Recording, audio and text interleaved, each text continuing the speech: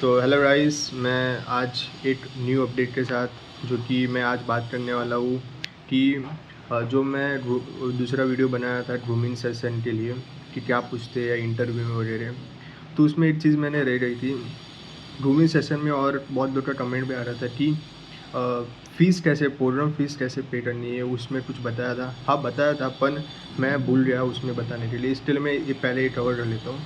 और इसमें क्या होने वाला है, डेट इस बारे में बात होने वाली, मैं पहले से आपको बता देता हूँ।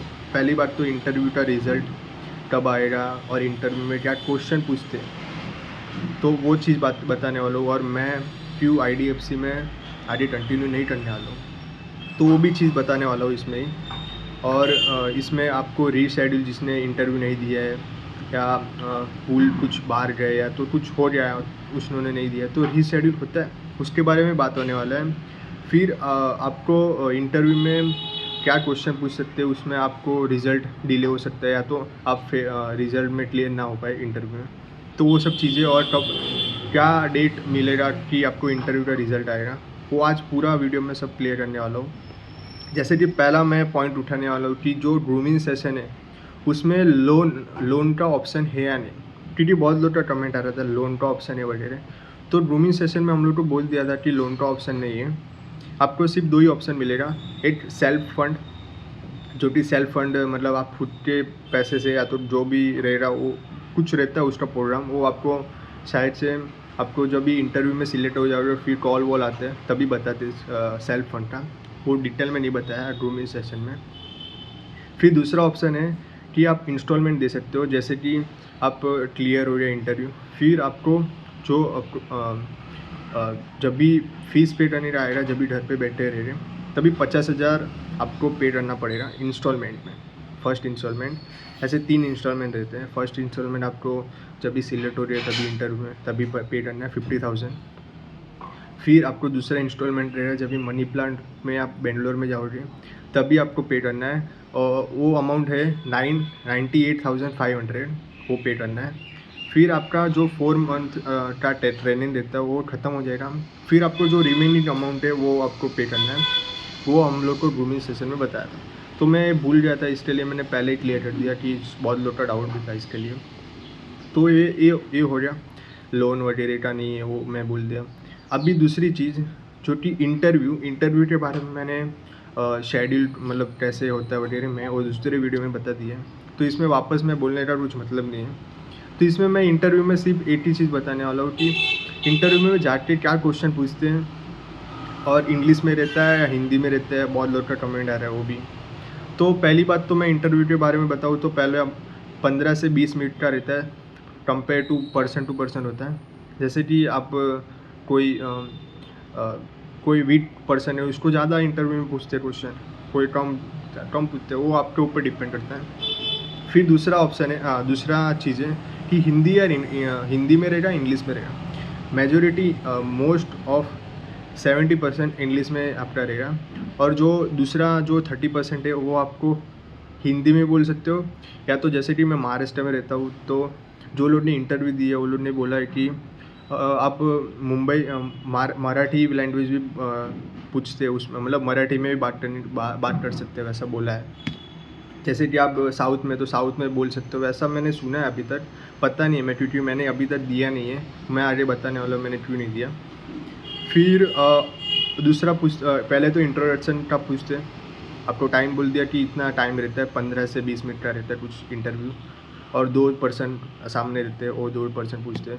आधे लोग का इंटरव्यू ऑनलाइन भी, आधे लोग का ऑफलाइन है, जैसे कि महाराष्ट्र में ऑफलाइन है। तो वो सब चीज़ें डिफरेंट हो सकती है सबकी, स्टेट बाई स्टेट। फिर दूसरा आपको फैमिली बैकग्राउंड पूछेगा कि फैमिली के बारे में बताना है आपको। फिर आपको पहली बात तो पूछेगा कि IDFC आपने क्यों चूज़ किया, दूसरी बैंक क्यों नहीं किया, IDFC के बारे में थोड़ा बताना पड़ेगा आपको।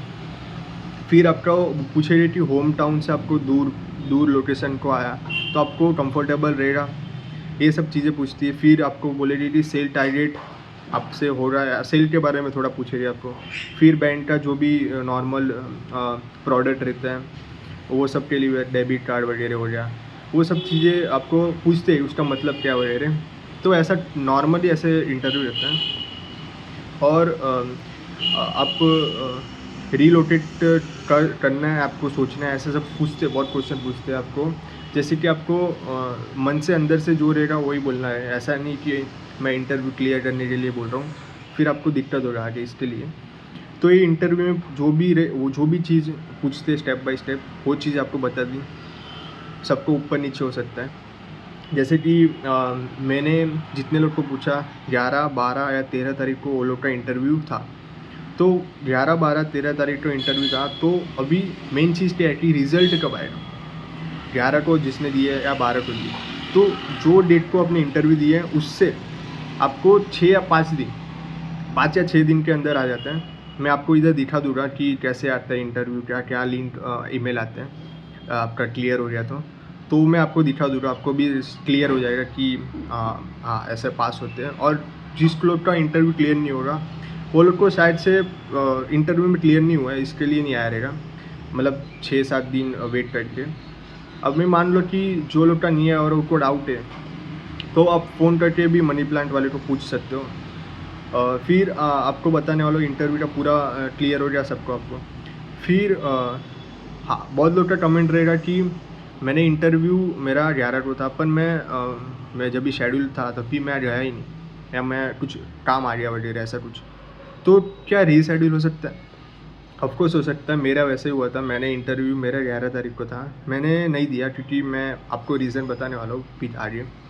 तो मेरा रीशेड्यूल के लिए मेरे को 6 दिन के बाद जब भी रिज़ल्ट होता है, 6 या 5 दिन में रिज़ल्ट आया था, तब भी मेरे को कॉल आया था कि आपने इंटरव्यू में एब्सेंट थे तो आपको रीशेड्यूल करना है। ऑनलाइन इंटरव्यू रहता है रीशेड्यूल वाले को। तो मैंने ना बोला, ऑफकोर्स मेरे को क्यों नहीं करना है इसके लिए। तो आपको जिसको लोग को करना है वो लोग को कॉल आता है सामने से, नहीं आएगा तो आप सामने से कॉल कर सकते हो मनी प्लांट वाले को, तो वो चीज़ सॉर्ट हो जाती है, उसमें उतना वो दिक्कत नहीं है। फिर आपको मेन चीज़ बताने वाला हूँ कि मैंने क्यों नहीं किया। मैं IDFC में पहले से मैं आपको अपडेट देते आ रहा हूँ और मैं खुद ही नहीं कर रहा हूँ। तो मेन कारण है, मेरे को लेट पता चला।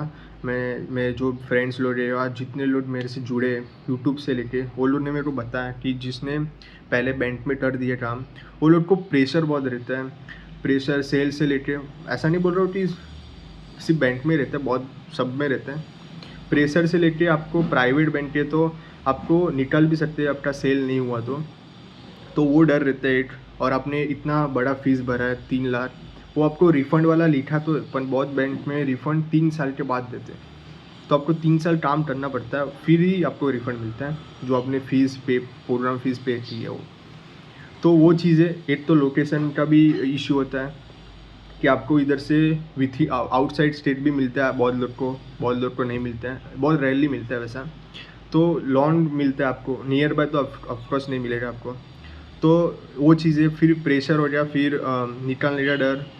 तो ये सब के लिए मैंने सोचा कि मेरे को नहीं करना है, क्योंकि मैंने बहुत चीज़ें देखी है, क्योंकि मेरी इतनी एज नहीं हुई कि मैं दूसरा ऑप्शन चूज़ ना कर सकूँ। तो वो चीज़ें आपकी मर्ज़ी, आपके ऊपर है। और एक ही एडवांटेज है जो आपको मैंने अभी बताया, वो सब डिसएडवांटेज मेरे हिसाब से लग रहा था।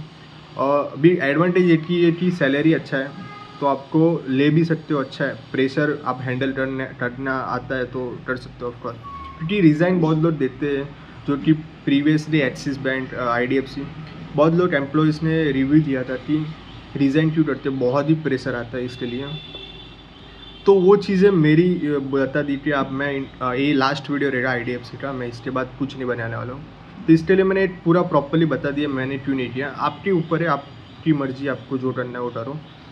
पर फिर एक और चीज़ है, आपको फ्यूचर में भी IDFC से आपको जुड़ा रहना है, तो मैंने एक बना दिया टेलीग्राम ग्रुप। पहले मैंने व्हाट्सएप पे बनाया था, व्हाट्सएप पे बहुत ही पब्लिक आ गए, फिर कॉल वॉल कर रहे थे।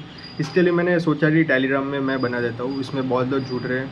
आपकी हेल्प होगी कि कुछ आपको पूछना है, या तो जिस लोग का हो गया इंटरव्यू या कुछ भी असेसमेंट टेस्ट वगैरह, तो वो लोग रिप्लाई करते हैं, हेल्प करते हैं आपके। तो इसके लिए मैं बोल रहा हूँ, आपकी कंपलसरी नहीं, जिसको करना रहेगा वो टेलीग्राम ग्रुप में ज्वाइंट हो जाओ। उसमें बहुत लोग जुड़े, उसमें आपको हेल्प कर देंगे कुछ आपका डाउट रहेगा तो मैं आपको लिंक डिस्क्रिप्शन में दे दूँगा। तो बस इतना ही मेरे को आज बताना था। और कुछ भी ऐसा कुछ डाउट रहेगा तो मैं ट्राई करूँगा कि आप कमेंट बॉक्स में डाल दो, मैं रिप्लाई करूँगा, ठीक है।